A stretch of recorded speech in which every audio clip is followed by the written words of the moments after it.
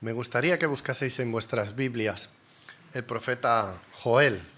No sé si os va a ser fácil de encontrar. Es uno de esos libritos cortitos al final del Antiguo Testamento, justo después de Daniel y de Oseas.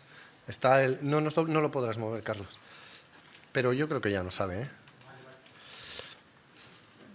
Al final del Antiguo Testamento, después de Daniel y de Oseas, encontramos el profeta Joel, y hemos estado estudiándolo, los que seguís el estudio del grupo de WhatsApp, ya hace unas semanas atrás, y ahora estamos con la carta de Judas, pero sí que me gustaría pues que viésemos algunas cosas que son importantes, ¿no? Y que creo que debemos de recordar en esta mañana.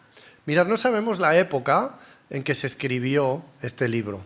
No se nos dice, ¿no? Siempre que hablamos de un profeta o de una carta, siempre intentamos contextualizar, ¿no? Y explicar las circunstancias en las que se escribió, porque esto ilustra mucho, ¿no? Y nos ayuda a comprender lo que la mente de la persona que escribe quería reflejar, ¿no? Pero en este caso no sabemos prácticamente nada. Solo sabemos lo que el propio escritor nos está diciendo, nos está explicando, ¿no? A veces esta inconcreción que encontramos en la palabra nos inquieta, ¿no? Dices, ay, se me hace raro, ¿no? Se nos hace complicado. Pero el hecho de que no sepamos las circunstancias nos permite aplicarlo perfectamente a nuestra situación de hoy en día, y que me gustaría que os quedaseis con esta idea, ¿no? Que lo que vamos a leer se puede aplicar a nuestra vida. De la misma manera que el profeta Joel está exhortando a sus contemporáneos, a los que vivían con él, a mirar lo que sucede a su alrededor, de la misma manera nosotros también tenemos que mirar lo que sucede a nuestro alrededor e intentar aplicar lo que Dios nos quiere decir a través de eso en nuestras vidas. ¿Qué es lo que estaba sucediendo? ¿Qué es lo que el propio profeta nos dice? Pues una plaga de langostas terrible. No sé si alguna vez vosotros habéis visto, ¿no? Langostas, no las del mar, las que nos gusta comer, sino las de la tierra, ¿no? Aquí a veces les llamamos saltamontes, ¿no? Pero hay algunos que son bien grandes, ¿no? A veces vamos por la montaña paseando y los vemos, ¿no? Pero lo que el profeta está diciendo es que hubo una plaga que arrasó con todo. Cuando hicimos el estudio, yo les pasé algunos enlaces a los hermanos y he preparado un vídeo para ver si lo podemos ver.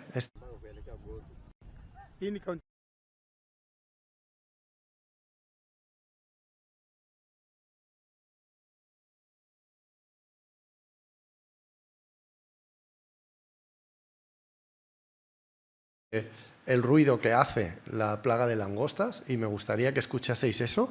Lo que va diciendo el narrador tampoco tiene mayor importancia en este momento, pero vamos a ver el vídeo un momento.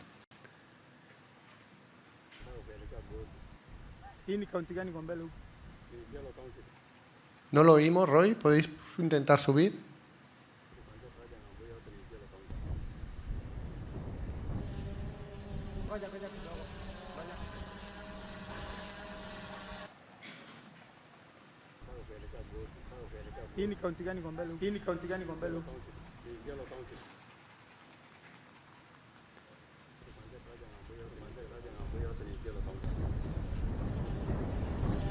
No sé si lo oís ahora.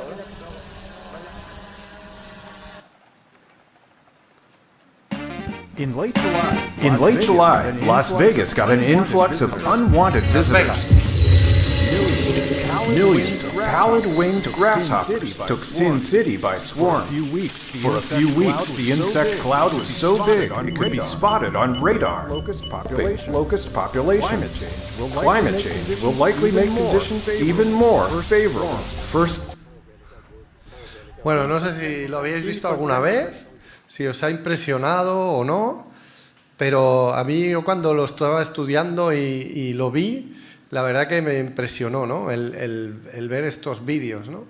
Es algo que en la época del profeta sucedió, pero que incluso, ya lo habéis visto, en 2019 pasó en Las Vegas y actualmente incluso la ONU lo considera actualmente la epidemia migratoria más peligrosa del mundo. Eso es lo que el profeta está llamando a sus contemporáneos a mirar. Mirar lo que ha pasado, mirar lo que ha sucedido. Y de la misma manera, el Señor nos invita a nosotros a mirar lo que sucede a nuestro alrededor, lo que sucede en nuestro país. Además, hoy en día tenemos la ventaja de que en los noticieros pues nos enteramos o podemos enterarnos si buscamos un poquito de información en Internet de lo que sucede prácticamente en todo el mundo, ¿no? El Señor dice, de la higuera aprended la parábola. Cuando ya su rama está tierna y brotan las hojas, sabéis que el verano está cerca. Dice, y entonces refiriéndose a los sucesos que están pasando actualmente hoy, creo yo, dice, así también vosotros cuando veáis todas estas cosas, conoced que está cerca, a las puertas, que se acerca el momento en el que el Señor va a venir. Y dice, bienaventurado aquel siervo al cual cuando el Señor venga, lo halle haciendo así. De cierto os digo que sobre todos sus bienes le pondrá. El Señor nos advierte para que estemos preparados para ese momento que vemos que se está acercando. Vemos el mundo, vemos la realidad del mundo y el profeta vio aquella plaga como un adelanto, un avance de lo que él llama el día del Señor. Algunas cosas sobre lo que el profeta nos dice. La primera que tenemos que ver es que afectó a todo el país y a todos los estamentos sociales. Muchas veces las dificultades afectan solo a los más pobres, ¿no? Hoy en día las desigualdades, y cuando viene una crisis los que siempre salen más perjudicados son los que los pasan peor, ¿verdad? Los que son más pobres. Y a veces pensamos que los ricos tienen todo asegurado, ¿no? Pero lo que el profeta está diciendo es que esta plaga afectó a todos. Incluso los sacerdotes, ¿no? Que no tenían que trabajar, sino que solamente ocuparse en el templo, que este era su trabajo, todo el pueblo tenía que proveer para ellos. Pues se quedaron sin nada y no podían aportar para los sacerdotes. Los sacerdotes se quedaron también sin nada porque todo el pueblo se había quedado sin nada. Los ricos también se habían quedado sin nada. Aquella plaga arrasó con los cultivos, pero también acabaron con la sementera. ¿Sabéis lo que es la sementera?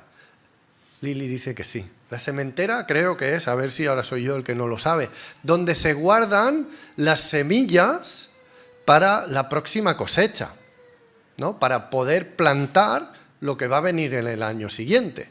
Pues acabaron también, porque las langostas son así, ya lo habéis visto, ¿no? En los vídeos había más datos y podríamos estar hablando, pero arrasan completamente con todo lo que es verde. Arrasan con todo, no dejan nada en el campo. Y ya lo veis, que es prácticamente imposible luchar contra ellas, porque por más que vayas con el palo, ya habéis visto cómo estaban dándole al palo, pero el árbol estaba ya tieso, ¿no? Y por más que las vayas espantando, pero luego vuelven, ¿no? Así que acaban con todo. Así es que lo que el profeta está viendo es una profunda pobreza que además tiene la perspectiva de que va a durar por años, porque no hay nada para plantar. Aunque las langostas se vayan, no va a haber nada para plantar.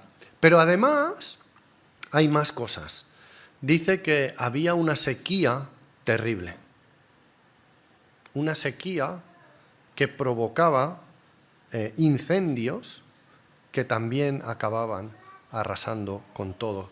Así es que esa es la situación, ¿no? Podríamos dar algunos detalles más, pero vamos a avanzar un poco porque lo que nos interesa ver es lo que el profeta, al ver eso, está invitando a reflexionar al pueblo.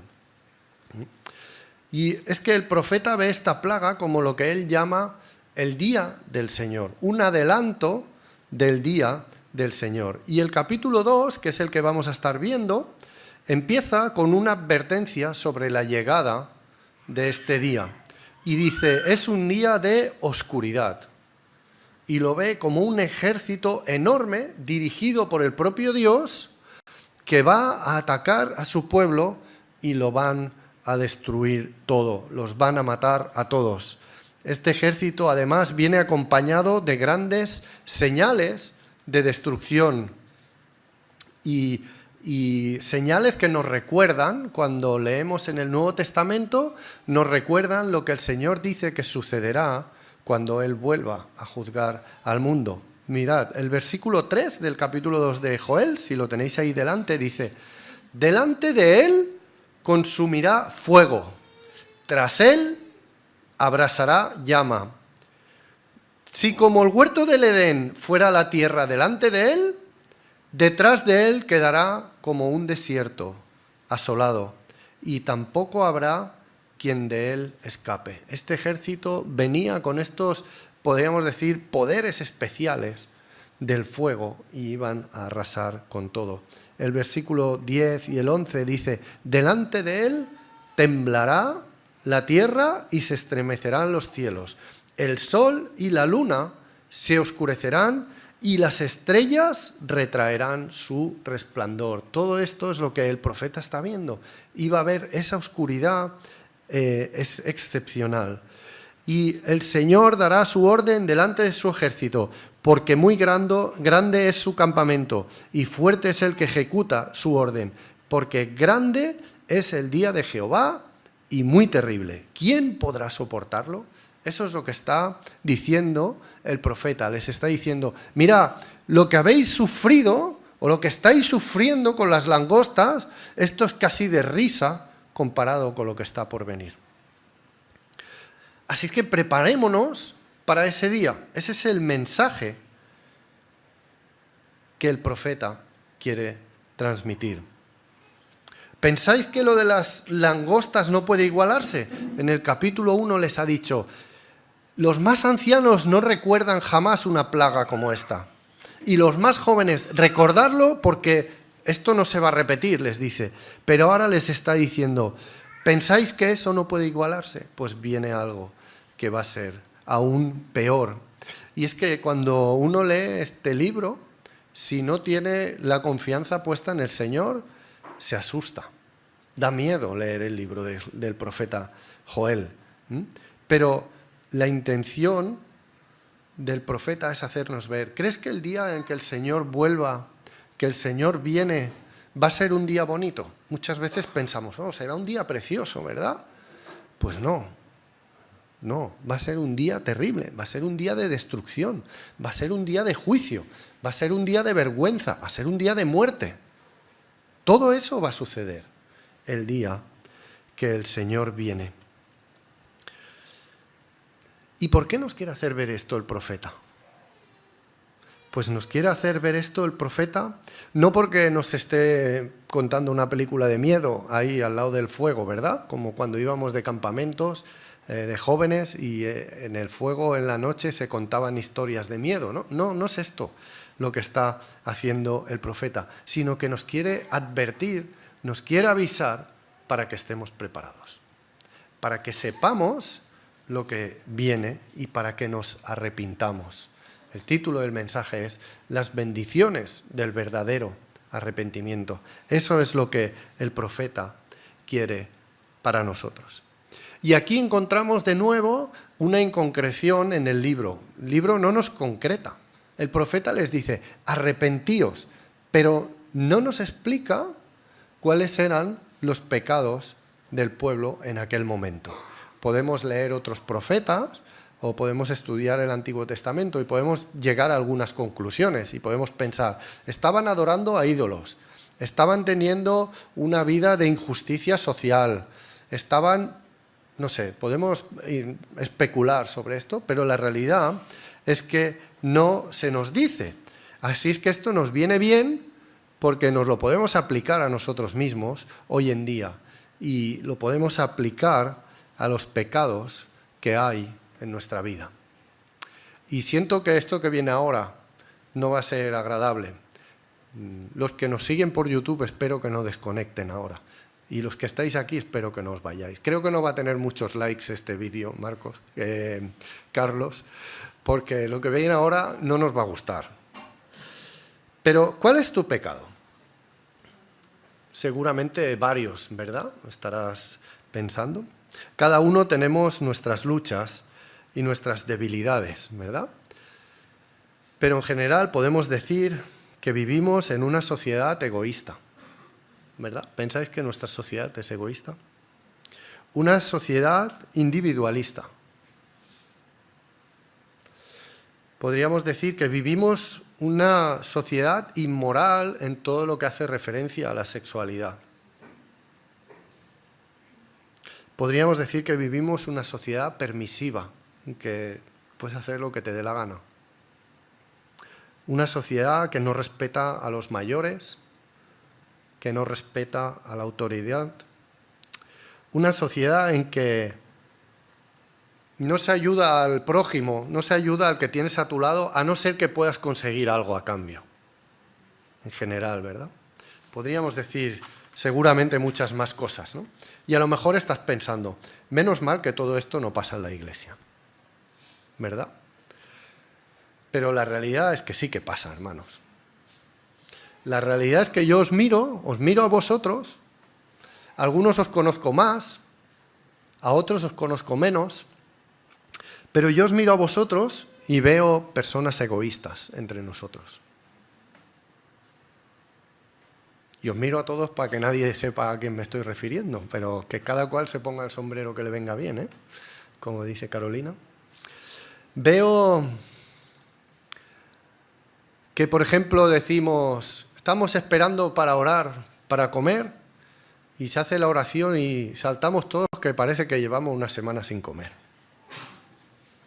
¿No?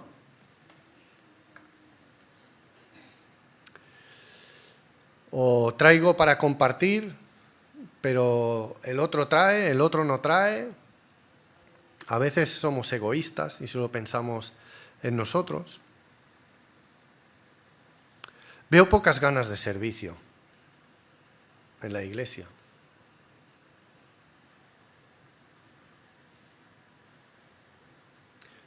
También es verdad que hay personas que siempre están esperando a ver qué es lo que se requiere para hacerlo, pero también los hay que nos acomodamos, que estamos esperando que lo haga otro, ¿verdad?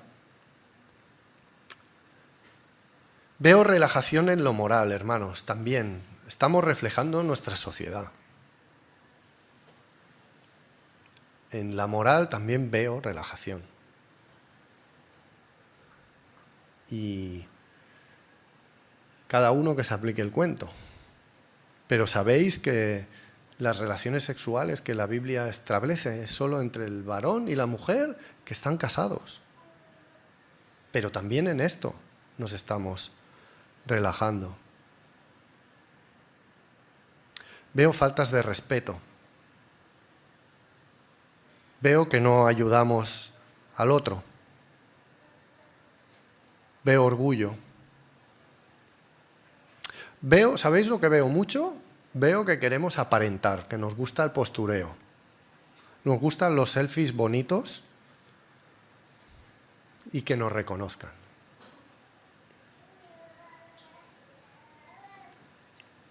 Pero cuando viene el pastor y nos dice lo que hacemos mal, eso ya no nos gusta tanto. Veo que la sociedad está cada vez más dentro de la iglesia y que la iglesia cada vez es menos diferente del mundo.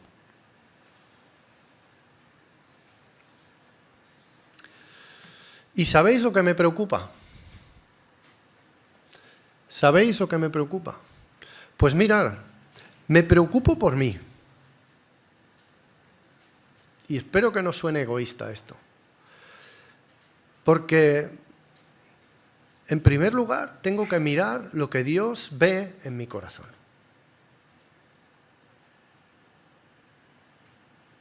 Porque mi Dios no ve mi postureo. Dios no ve lo que veis vosotros. Dios ve mi corazón. Dios ve la disposición de mi corazón. Así que, si ahora estás pensando en toda esta lista que yo he dado, a lo mejor estás pensando, esto lo ha dicho por uno, esto lo ha dicho por el otro, ¿no? Como os decía antes, ¿no? Al invitaros a participar en el pan y el vino. Piensa lo que he dicho por ti. O a lo mejor no lo he dicho, pero tú lo sabes. Piensa en lo que tienes que corregir tú. Pensemos cada uno en lo nuestro. Así es que el profeta lo que nos dice, nos está llamando al arrepentimiento. Y tenemos un montón de cosas de las que arrepentirnos. Así es que os invito ahora a que tengamos la lectura. Ha sido una introducción un poco larga, no os preocupéis que el mensaje no va a durar más que de costumbre. Pero vamos a leer ahora en el profeta Joel, capítulo 2, versículos del 12 al 27. Vamos a leer. Dice: por eso pues ahora dice el Señor, convertíos a mí con todo vuestro corazón, con ayuno y lloro y lamento. Rasgad vuestro corazón y no vuestros vestidos, y convertíos a Jehová vuestro Dios, porque misericordioso es y clemente, tardo para la ira y grande misericordia, que se duele del castigo. ¿Quién sabe si volverá y se arrepentirá y dejará bendición tras de él? Esto es ofrenda y libación para Jehová vuestro Dios.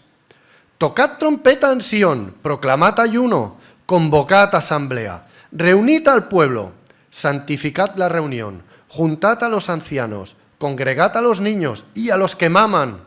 Salga de su cámara el novio y de su tálamo la novia. Entre la entrada y el altar lloren los sacerdotes, ministros de Jehová, y digan: perdona, oh Jehová, a tu pueblo, y no entregues al oprobio tu heredad, para que las naciones se enseñoreen de ella. ¿Por qué han de decir entre los pueblos dónde está su Dios? Y Jehová, solícito por su tierra, perdonará a su pueblo. Responderá Jehová y dirá a su pueblo: he aquí yo os envío pan, mosto y aceite, y seréis saciados de ellos. Y nunca más os pondré en oprobio entre las naciones, y haré alejar de vosotros al del norte, y lo echaré en tierra seca y desierta. Su faz será hacia el mar oriental, y su fin el mar occidental, y exhalará su hedor, y subirá su pudrición, porque hizo grandes cosas. Tierra, no temas, alégrate y gózate, porque Jehová hará grandes cosas. Animales del campo, no temáis, porque los pastos del desierto reverdecerán, porque los árboles llevarán su fruto, la higuera y la vid darán sus frutos. Vosotros también, hijos de Sión, alegraos y gozaos en Jehová vuestro Dios, porque os ha dado la primera lluvia a su tiempo, y hará descender sobre vosotros lluvia temprana y tardía, como al principio. Las eras se llenarán de trigo, y los lagares rebosarán de vino y aceite. Y os restituiré los años que comió la oruga, el saltón, el revoltón y la langosta, mi gran ejército que envié contra vosotros.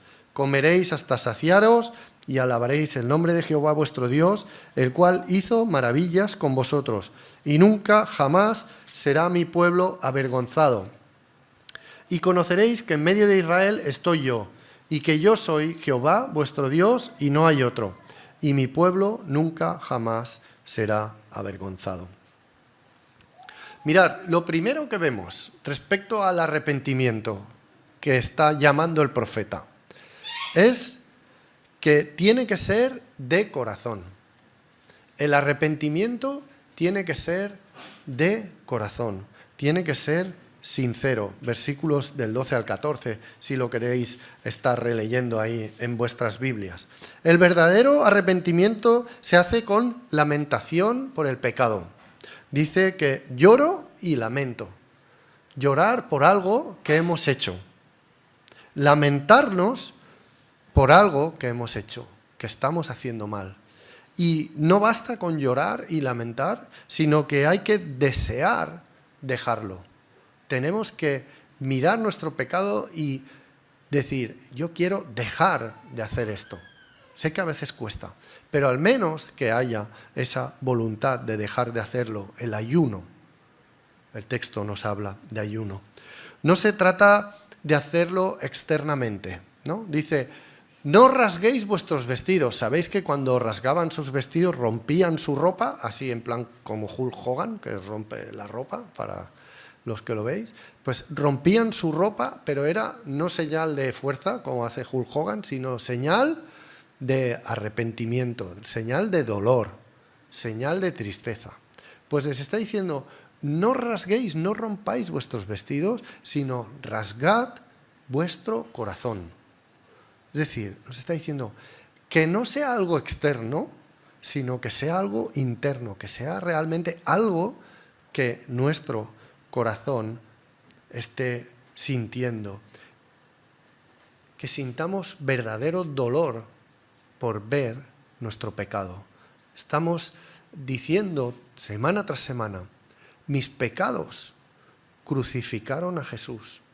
El dolor que Él pasó fue a causa de mi pecado. Y muchas veces nos emocionamos cuando se nos habla de cómo fue el sufrimiento de Jesús. Incluso lloramos a veces. Pues pensad que fue a causa de mi pecado, que fue a causa de tu pecado. Y que sintamos ese dolor en nuestro corazón por eso que hemos hecho. Parece si leemos el versículo 14, dice, es una pregunta, ¿no? Dice, ¿quién sabe si se volverá y se arrepentirá el Señor y dejará bendición tras de él? ¿No? El profeta está diciendo, parece como que dude, ¿no?, de que este arrepentimiento vaya a ser. Pero es que aquí la cuestión está en el énfasis en la sinceridad que el profeta está buscando. Porque ¿sabéis lo que nos pasa muchas veces? Que nos arrepentimos porque sabemos qué es lo que hay que hacer y porque queremos que el Señor nos bendiga. Pero no nos arrepentimos porque de verdad nos duela nuestro pecado, sino que nos estamos arrepintiendo porque queremos la bendición del Señor, pero no creemos que realmente nuestro pecado sea tan grave. Y el profeta está haciendo el énfasis en esto. Nos tenemos que arrepentir, aunque pensemos que el Señor no nos va a perdonar, porque nos duela de verdad nuestro pecado. Otra característica que vemos en cuanto al arrepentimiento es que es algo urgente. Es algo que debemos de hacer ya. Dice al principio del versículo 12, por eso pues, ahora. Es que es ahora que tenemos que arrepentirnos. Sois varios los que estáis aquí, escuchando en esta mañana. Y sabéis, no de hoy, sino de muchas semanas atrás, que hay cosas de las que debéis de arrepentiros, pero no lo estáis haciendo. Y el texto nos dice ahora. No lo pospongas más, no esperes una semana más, a ver si el mensaje de la semana que viene te convence más que este de hoy. Es algo que debemos de hacer ahora. Es algo que debemos de hacer urgentemente. Es importante que nos demos cuenta también, hermanos, que el mensaje es para el pueblo de Dios. El profeta está escribiendo no a los pueblos de afuera, está escribiendo al pueblo de Dios. Y el pueblo de Dios necesitamos arrepentirnos. Quizás estabas pensando, este mensaje es inapropiado para hoy. Este mensaje es para los que no conocen al Señor. Son ellos que tienen que conocer. Al final, nosotros somos mejores, somos buenas personas. Incluso estamos en la iglesia. Si me apuras, no somos mejores, pero somos menos malos. Quizás estás pensando esto. Quizás no lo estás pensando, pero subyace. Está ahí en nuestro inconsciente muchas veces.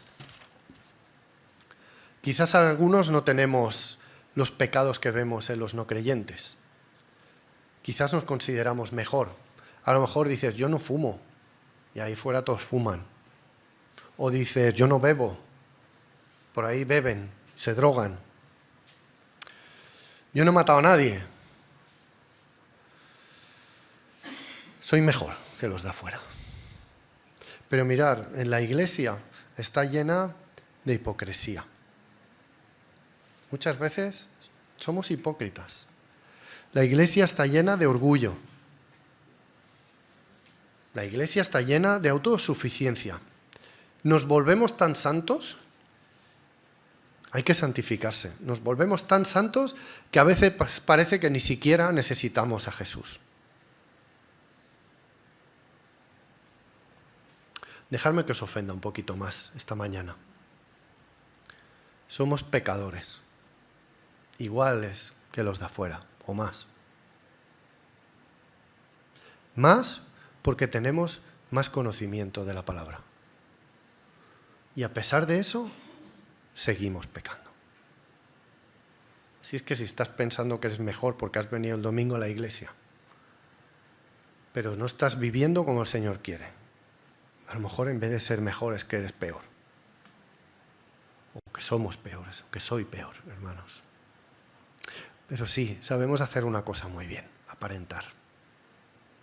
Tenemos una fachada, una máscara bien bonita. Sabemos rasgar nuestros vestidos, pero no nuestro corazón.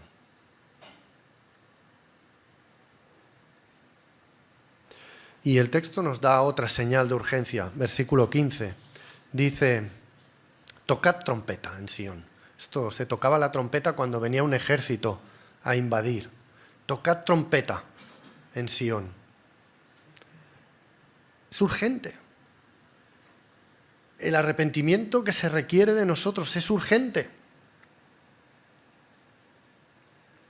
Y entonces el texto nos dice algo que me llama la atención, porque parece que se contradice con lo que hemos visto hasta ahora, ¿no? Hemos dicho que tiene que ser sincero. Pero entonces el texto nos dice, convocad asamblea, acudid todos, los niños, incluso los que maman, los viejos, los recién casados, los jóvenes, todos, todo el pueblo es convocado. Porque tiene que ser un arrepentimiento sincero, pero tiene que ser también un arrepentimiento público. Tiene que ser un reconocimiento externo. Y muchas veces reconocemos nuestro pecado solo internamente, pero tiene que ser externo. Mira, los católicos hacen algo que a los evangélicos se nos hace extraño, ¿verdad? Que es la confesión. Incluso se hacen chistes de esto, ¿verdad? Y van al cura y se confiesan. Y le cuentan lo que han hecho mal. Aquí en esta historia hay algo que no es correcto, y es que el cura no tiene la capacidad de perdonar a nadie de sus pecados. Solamente la tiene Dios. Pero sí que está bien el hacer este ejercicio de confesión. Dicen que cuando Wesley empezó los movimientos de santidad, él en sus cultos y en sus reuniones exigía que los hermanos confesasen su pecado. Y lo hacía para que los hermanos, al hacerlo público, se viesen obligados a cambiar. Y se ayudaban unos a otros. Y se compartían y decían, pues yo tengo esa misma debilidad que tú, hermano. O decían a la semana siguiente, ¿cómo te ha ido esta semana, hermano? ¿Has vuelto a tropezar? Puedo orar por ti, puedo ayudarte. Pero eso lo traía la confesión pública del pecado. Santiago dice, confesaos vuestras ofensas los unos a los otros. Pero qué difícil es esto. ¿Cuánto nos cuesta, hermanos? ¿Cuánto nos cuesta confesar nuestro pecado? Otra de las características del arrepentimiento que el profeta nos está llamando es que debe ser estimulado por los sacerdotes. Dice, por el liderazgo del pueblo, por los que acudían delante del Señor guiando al pueblo. Y En este sentido, los que lideramos la Iglesia tenemos también esa responsabilidad de guiaros hacia el arrepentimiento. No como si nosotros no tuviésemos pecados, sino dando nosotros el ejemplo de confesión. El versículo 17 es un poquito complicado. Dice, leerlo conmigo, entre la entrada y el altar lloren los sacerdotes, ministros de Jehová, y digan, perdona, oh Jehová, tu pueblo, y no entregues al oprobio a tu heredad, para que las naciones se enseñoreen de ellas. ¿Por qué han de decir entre los pueblos dónde está su Dios? Fijaros, dice que los sacerdotes se tenían que poner en un lugar concreto, ¿no? Entre la entrada y el altar. Era el lugar para que todos les vieran. Y allí tenían que guiar al pueblo a orar arrepentidos. Tenían que pedir al Señor que les perdonase. Y es curioso porque en este lugar se apedrea a uno de los profetas cuando está haciendo justamente eso, llamar al pueblo a que se arrepienta. Y el pueblo no lo soporta y los sacerdotes tampoco y le apedrean.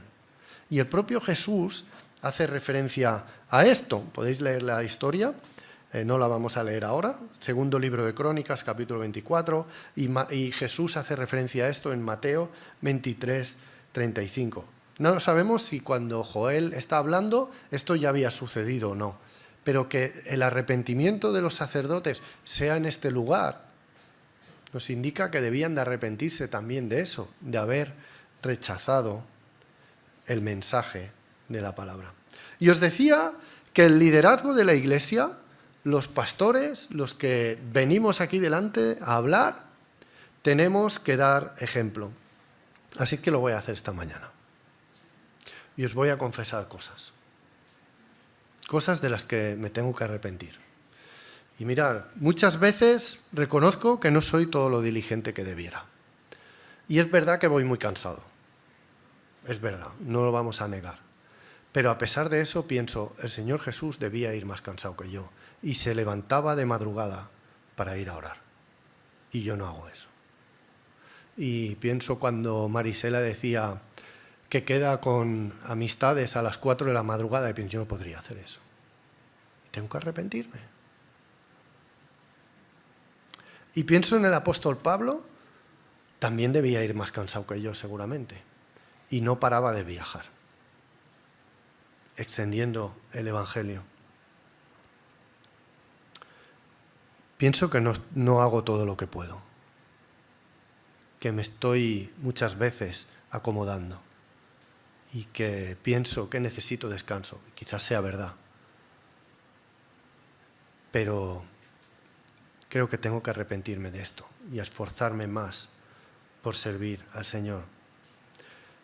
Tengo que reconocer también que el liderazgo de la Iglesia no tenemos el celo evangelístico que debiéramos de tener. Y tendríamos que tener más deseo de evangelizar y más interés en las almas que se pierden. No tener vergüenza de dar testimonio.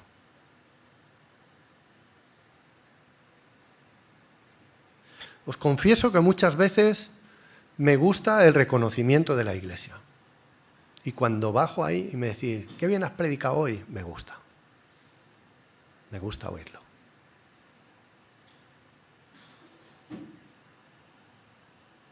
Y que muchas veces incluso estamos hablando para que os guste. Y no para deciros lo que el Señor quiere deciros. Seguramente hay más cosas. Pero me gustaría que también tú confesaras.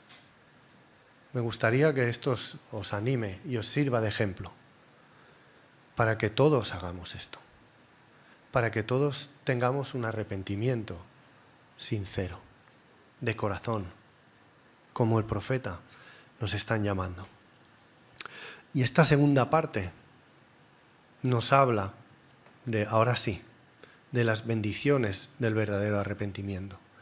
Y ahora vamos a hablar de cosas bonitas, pero piensa que primero tienes que arrepentirte de corazón para aspirar a esto. Lo primero es que dice, el Señor solícito por su tierra perdonará a su pueblo. Si has sentido de verdad alguna vez el dolor por tu pecado, si has sentido alguna vez lo mal que uno se siente cuando se reconoce que es malo y que no alcanzas y ves realmente el pecado de tu corazón, eso es como que te cae una piedra enorme encima y no la puedes sostener. Y cuando el Señor te perdona, es como que te quita esa carga y parece que vas a poder volar. El perdón de Dios es una bendición que no podemos... yo no las explicar mejor, hermanos.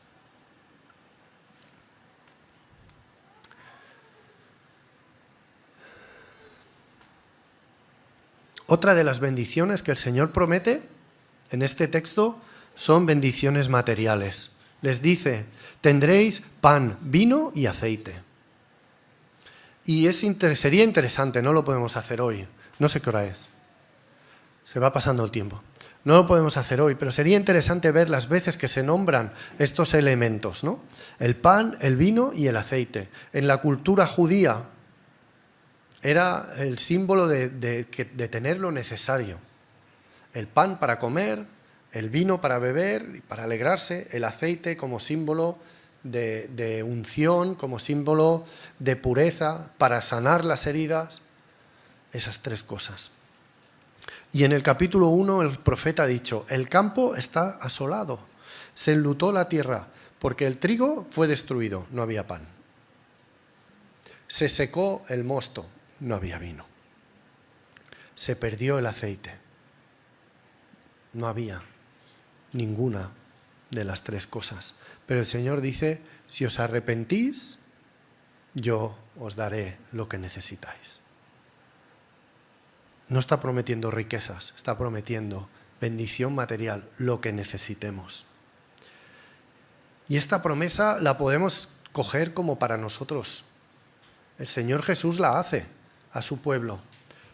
El Señor Jesús la hace a los que le siguen. Les dice, no os afanéis pues diciendo qué comeremos o qué beberemos o qué vestiremos. Porque los gentiles buscan estas cosas, pero vuestro Padre Celestial sabe que tenéis necesidad de todas estas cosas. Mas buscad primeramente el reino de Dios y su justicia, y todas estas cosas os serán añadidas. Si nos arrepentimos, si buscamos la justicia de Dios, si buscamos el reino de Dios, el Señor nos da todas estas cosas. El texto sigue, profeta, versículo 20. Nos dice que el Señor promete protección contra el enemigo. Al principio del capítulo 2, el profeta, en el texto que no hemos leído, relata como un gran ejército, guiado por el propio Dios, se prepara para invadir y para arrasar con todos. No sabemos si quizás se está refiriendo a las mismas langostas, o quizás se está refiriendo a la destrucción que los babilonios hicieron de la tierra, o a otras cosas. Pero el Señor les promete protección contra eso, si se arrepienten verdaderamente. Y sabemos que nosotros como creyentes en esta tierra no tenemos esa promesa. Lo siento, si estabas pensando que te iba a decir que sí, no la tenemos. El Señor dice, a mí me han perseguido, pues a vosotros también.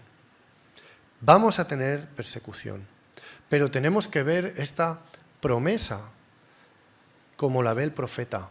El profeta está anunciando el día del Señor, el día del juicio. Y ese día, que será terrible, que será de oscuridad, que será de muerte, que será de destrucción, pero ese día sí tenemos la promesa. Si nuestro arrepentimiento es sincero, ese día sí tenemos la promesa de que el Señor nos va a salvar de eso. Y hay más bendiciones. Nos habla también en un sentido escatológico que el Señor va a bendecir la tierra, va a bendecir a los animales y dice que la tierra volverá a producir y que los animales volverán a tener que comer y que habrá alimento en abundancia. Sabemos que el Señor promete también que cuando Él venga, renovará toda la tierra. Y vemos estas promesas. Pero hay una bendición al final que a mí me parece preciosa. Lo hemos leído al final. Dice, conoceréis al Señor y nunca más seréis avergonzados. Qué promesa más bonita. Nos habla de esa relación con el Señor que nuestro corazón está anhelando. Hoy en día nos cuesta acercarnos al Señor. Nos cuesta leer la Biblia, ¿verdad? Nos cuesta orar. Nos cuesta buscar al Señor. Pero el Señor promete, si te arrepientes de verdad, en aquel día me conocerás. Tendremos esa relación maravillosa. Ya no habrá vergüenza. Muchas veces, y está bien que lo hagamos, nos acercamos al Señor avergonzados. No está bien que nos avergoncemos del Señor, pero sí que nos acerquemos al Señor avergonzados de cómo somos, de nuestro pecado. Y el Señor nos promete que ya no habrá vergüenza, que nuestra relación con Él será perfecta. Así es que mi llamado en esta mañana es que os arrepintáis, como el profeta nos está recomendando, que nos arrepintamos todos. Porque ese es el llamado. No por las bendiciones. Me gustaría hacer énfasis en esto. No que nos arrepintamos para que el Señor nos bendiga, sino porque realmente sintamos el dolor de nuestro corazón. Y el texto da una última bendición, pero esto da para otro estudio. No sé si quizás otro día lo tendremos. Y es la bendición del Espíritu. Y esa sí la estamos viviendo ahora. Sí la podemos vivir. El Señor promete que si nos arrepentimos nos dará el Espíritu. Pero esto es el texto que sigue, al que hemos leído, y os lo dejo para vosotros o quizás en otra ocasión lo veamos. Ya lo vimos también en su día en el estudio WhatsApp. Pero que el Señor nos ayude, nos dé luz, nos muestre realmente nuestro pecado para que nos arrepintamos de corazón, sinceramente, como el Señor nos ha enseñado, como el profeta nos ha dicho. Y el Señor nos bendecirá. Amén.